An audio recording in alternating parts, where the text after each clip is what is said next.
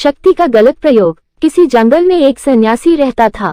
वह भगवान का बहुत बड़ा भक्त था। उसने कई वर्षों तक तपस्या की। फलस्वरूप भगवान उसकी तपस्या से प्रसन्न हो गए। उन्होंने उसे कुछ शक्तियां प्रदान की।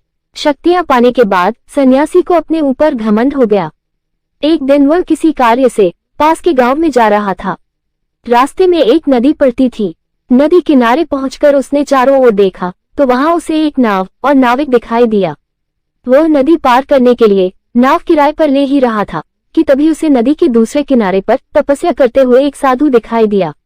अब सन्यासी अपनी शक्ति का प्रदर्शन करना चाहता था। उसने अपनी शक्ति का प्रयोग पानी के ऊपर चलने में किया। वह नदी पार कर साधु के पास गया और बोला, देखो मैं बहुत अधिक शक्तिशाली हूँ। मैं पानी के ऊपर चल सकता हूँ। क्या तुम ऐसा कर सकते हो?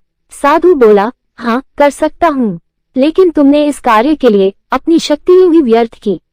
नदी तो तुम नाव में बैठकर भी पार कर सकते थे, सिर्फ प्रदर्शन के लिए शक्ति खर्च करने की क्या आवश्यकता थी? साधु की बात सुनकर सन्यासी ने लज्जा से सिर झुका लिया। इस कहानी से हमें ये सीख मिलती है कि हमें अपनी शक्ति का प्रयोग सही जगह और सही वक्त पर करना चाहिए।